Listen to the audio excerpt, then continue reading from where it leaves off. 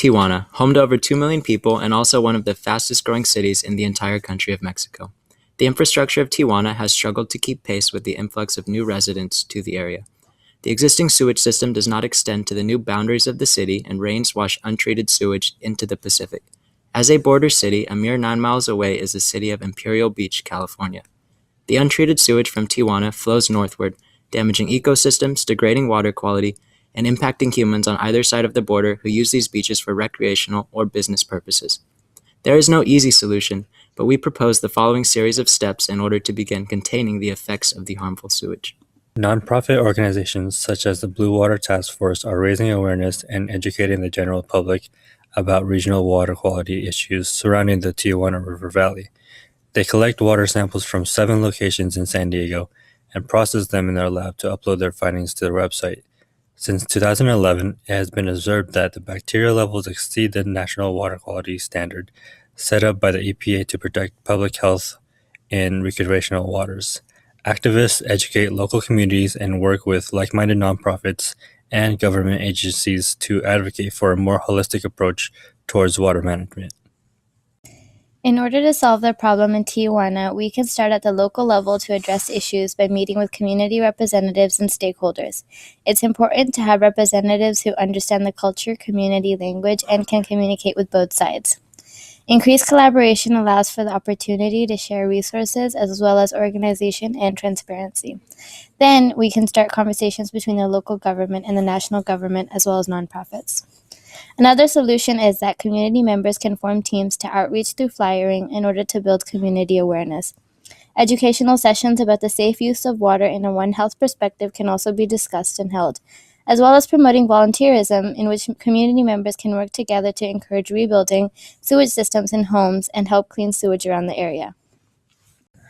The first step of the top-down approach is to get the government and its departments to recognize the Tijuana sewage pollution. The U.S. EPA and International Boundary and Water Commission of U.S. and Mexico are just 2 of the many that need to enforce proper sanitation on both sides of the border. Once the government provides funding, sewer systems can be fixed and sewage can be disposed of properly.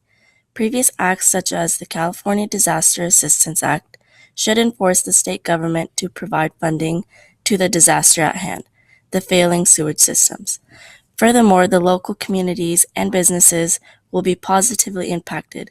No longer will they lose American customers, which negatively affect their economy. With clean water and a flourishing economy, individuals can live without the fear of health hazards.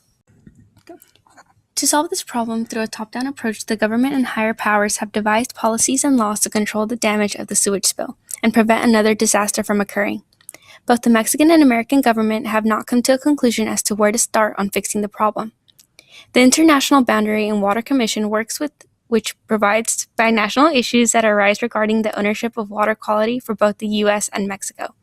However, because of the constant litigation of finding which countries to blame, the progress has been halted. To fix these solutions through top-down approach, countries could approach extreme measures and sue each other. However, this has done nothing but contribute to the breakdown of communication. Currently, there are plans in place to repair and extend the Tijuana sewage system and water filtration system. Unfortunately, Mexico does not have the funds to complete a project of that magnitude without outside financial support. While America has funds for this project, the local, state, and federal governments are all in active lawsuits to try to fix the problem, ultimately stalling progress. One such option is to seek funding from a nonprofit organization. One organization, the Blue Water Task Force, is part of a national organization who works to keep the oceans clean. By seeking funding through nonprofits, we can fund the project sooner and may be able to bypass the government altogether.